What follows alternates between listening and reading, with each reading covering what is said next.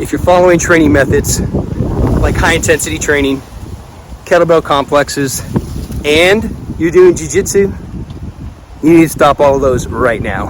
What's up, man? Hector here, StrongestHec.com. If you're new to this channel, my name's Hector Gutierrez Jr. I'm a 3rd degree Brazilian Jiu-Jitsu black belt, and I've been training for over 21 years. Of those 21 years, 11 years I've been running my own kettlebell only training facility here in Corpus Christi, Texas, where I've successfully helped guys integrate strength training with kettlebells and BJJ so they can build stronger, more resilient bodies in a couple hours per week, so they can have more time to train jiu-jitsu while getting injured less and not focusing on being the best at exercise. If that sounds like you, you're in the right place. Let's get into today's topic. So if you've been training jiu-jitsu for a while and you heard about this great thing called the kettlebell, and if you've been in the kettlebell space for any period of time, you've heard about this training method called kettlebell complexes. Great training method for general fitness. Great training method. You've also probably heard of things like intensity training or high intensity training, right? Here's the thing. If you're trying to get better at jiu-jitsu, if you're trying to improve your conditioning, if you're trying to elevate your game of jiu-jitsu, but you're following high intensity training and kettlebell complexes, you're actually shooting yourself in the foot. Here's why. High intensity interval training and kettlebell complexes train a particular energy system, energy pathway. That pathway is called glycolysis. Think of glycolysis as the muscle burn, right? If you've ever done traditional body weight or bodybuilding movements, and you've done kettlebell complexes, high intensity training, like CrossFit type stuff, you start to feel that muscle burn. That's glycolysis.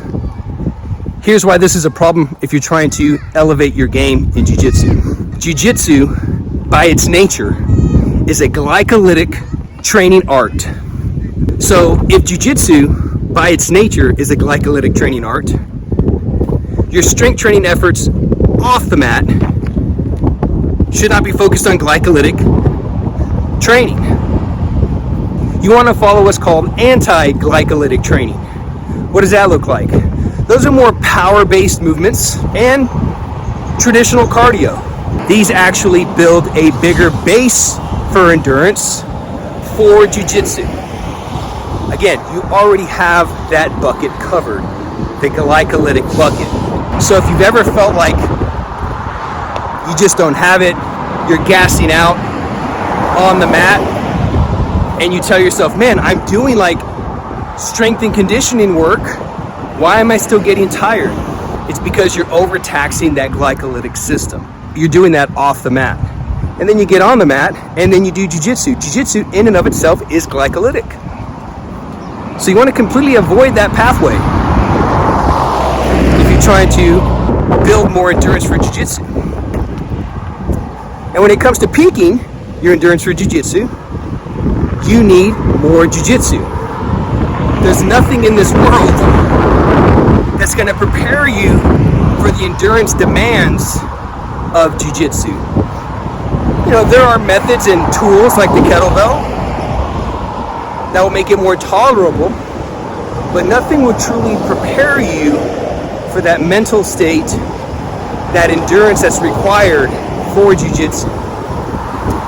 21 years of training jiu-jitsu, I've seen many guys come through the mat. I've seen ultra endurance runners. I've seen like some of the best in terms of like endurance come. And the moment that they hit the mat, second or third roll in, they're completely done. You're trying to move your body weight. You're trying to move another guy's body weight. He's trying to choke you to death. And you got to try to stay calm in all of that. So there's a big psychological component to that, right? It's what I call a hormonal induced response to your endurance for a BJJ. That's what you need. If you've been feeling flat on the mat and you've been doing conditioning work off the mat for jiu-jitsu, things like kettlebell complexes, high volume snatching, stuff that creates muscle burn, and you're training jiu-jitsu, that's why. Stop doing that. Focus your efforts on pure strength training, more power focused movements, and more cardio focused movements. Like right now, I'm going for a long walk. I have a weighted backpack and I go for a walk. This is my cardio. Focusing on recovery. All your focus off the mat should be focused on recovery, working on asymmetries. Ultimately, the goal of serving your performance on the mat and not robbing from it. So stop doing kettlebell complexes, stop doing high volume snatching, stop anything that creates muscle burn in the context of your strength training, and you'll get better at jiu-jitsu.